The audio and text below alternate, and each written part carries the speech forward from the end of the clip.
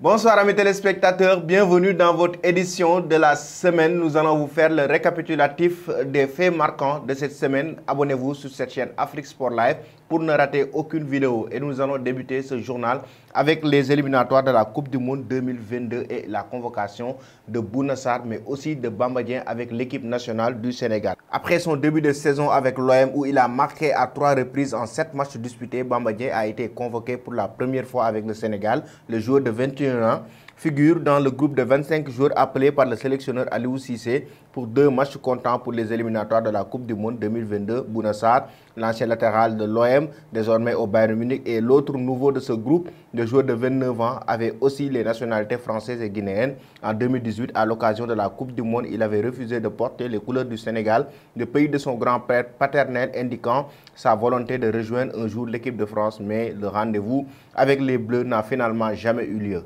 L'autre fait marquant de cette semaine, il s'agit de la grande performance de Lionel Messi avec le Paris Saint-Germain. Il faut rappeler que le PSG a battu Manchester City pour le compte de la deuxième journée de la Ligue des Champions et la Pulga a inscrit le deuxième but de la rencontre. La semaine européenne de Messi se termine donc avec une récompense. Le but de l'attaquant argentin a été comme le plus beau but de la deuxième journée de cette Ligue des Champions après un vote des fans. Le sextuple Ballon d'Or a débloqué son compteur avec le Paris Saint-Germain en se lançant dans un rush depuis la moitié du terrain avant de profiter de relais de Kylian Mbappé et d'envoyer une frappe croisée sous la barre du but de Manchester City. Sa réalisation a permis au PSG de sceller la victoire face aux Anglais.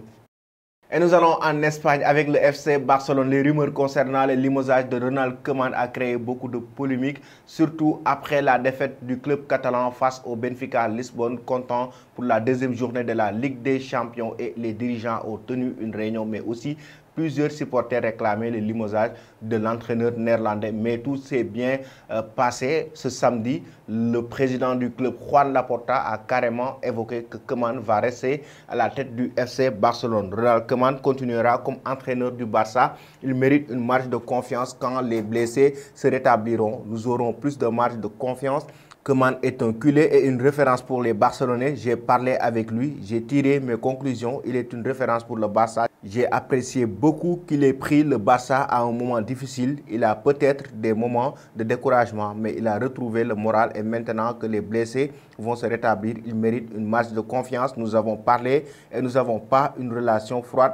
C'est bon et sincère, c'est une bonne chose. Il pense la même chose que moi et nous essayons tous d'améliorer les choses, a-t-il indiqué.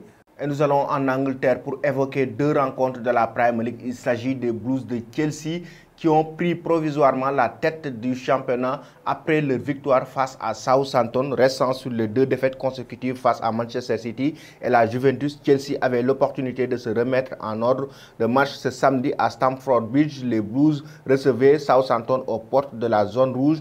En Premier League, l'adversaire parfait pour se relancer. Oui, dans la douleur, les hommes de Thomas Tuchel ont réussi à remporter la victoire sur un score de 3-1 et Chelsea a occupé provisoirement la tête de la Premier League.